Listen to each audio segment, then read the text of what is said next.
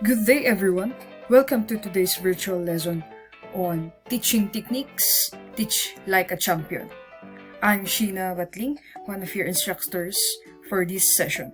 I hope you're all ready to dive into some new techniques to be used during class discussions. Now, are you ready guys? Okay, moving on. Our lesson is all about technique number 5. It is all about, as you can see here, show me. Technique number 5 is about show me, that students actively show the teacher evidence or signals of their understanding, a reversal that also makes understandings more evident. Meaning, ito yung ginagamit natin para mas mapakita natin sa mga estudyante natin yung gusto nating iparating sa kanila na lesson. So, we can use hand signals or anything that can make their lesson more understandable and easy to understand for them. Now, we're going to talk about the two versions of show me. First is the hand signal. There are a variety of ways to employ hand signals.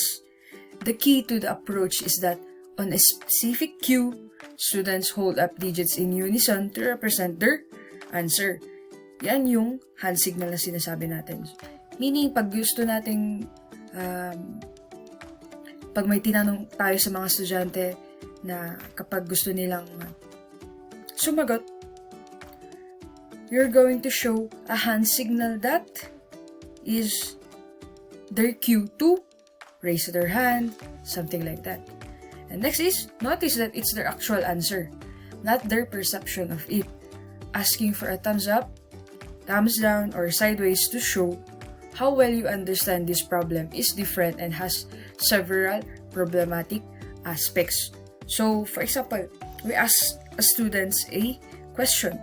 So, they have answered based on their understanding, not just their guess. It's not just how they guess the answer, but it is on how they understand your question. So after they answer the questions, you always show thumbs up, right? If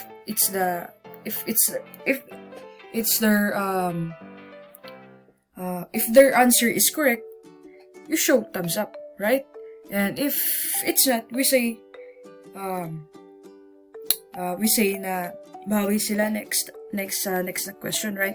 So a hand signal is very important to show also that not all of their answers are correct, right? Sabi nga dito na it's their actual answer, di ba? Not their perception of it. So if it's correct, it's better, but if it's not, it's okay. At least they tried. Now, I'm going to show you an example of a hand signal that we can use in or when we are teaching. Let's see here. Here in the picture, we can see a 5 fingers, right? So this is what we call the give me 5, not the give me a clap, not like that, right? Because in here we can use this. For example, this 5 fingers. When we show one finger, meaning it is eyes on the speaker. So, all of the eyes of the students should be focused on the teacher that who is speaking in front. Dapat wala silang ibang tinitignan or wala dapat silang tinitignan iba. For example, hindi sila tumitingin sa labas, sa mga classmates nila, but all of their eyes should be focused on the speaker. And second, if we raise 2 fingers, meaning mouth should be quiet.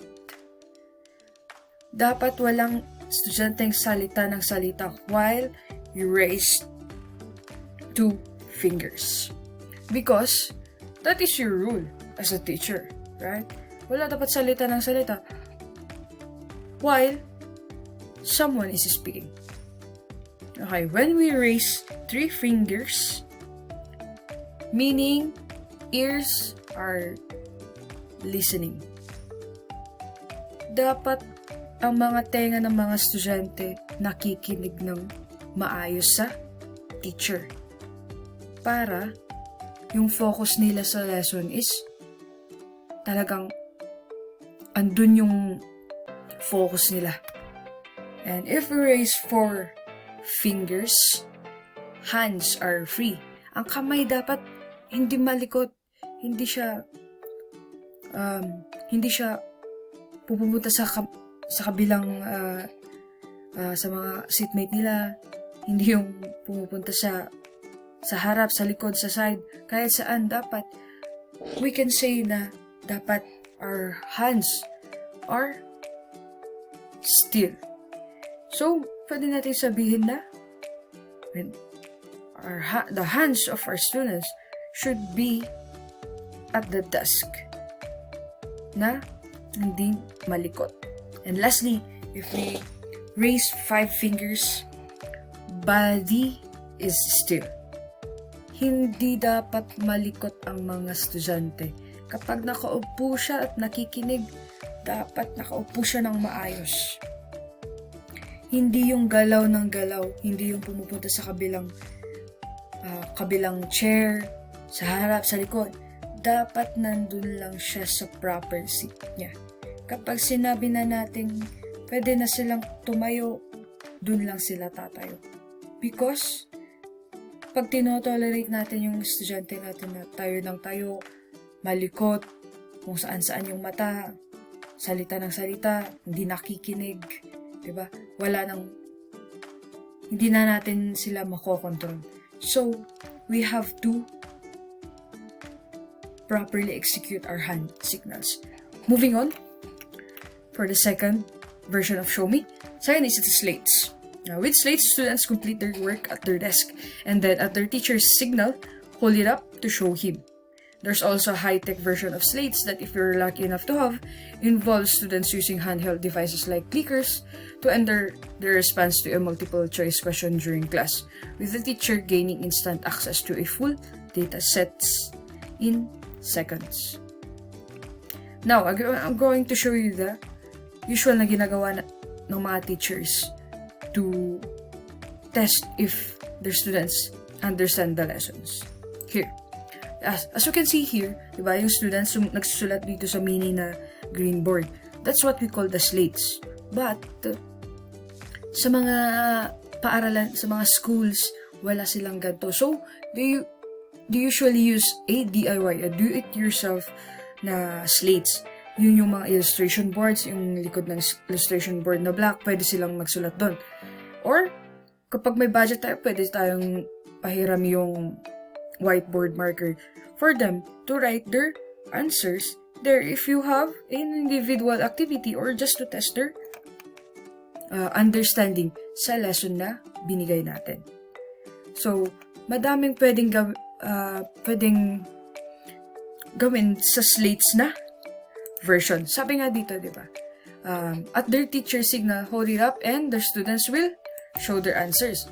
So, for example, sabi ng teacher, magsulat doon sa mini board ng yung mga tamang sagot. Isusulat nila at sabay-sabay silang itataas yung slate. So, that's what we call the slates na isang version ng Show Me na pwede natin gamitin sa classroom. Yan. Yan yung slates at hand signals.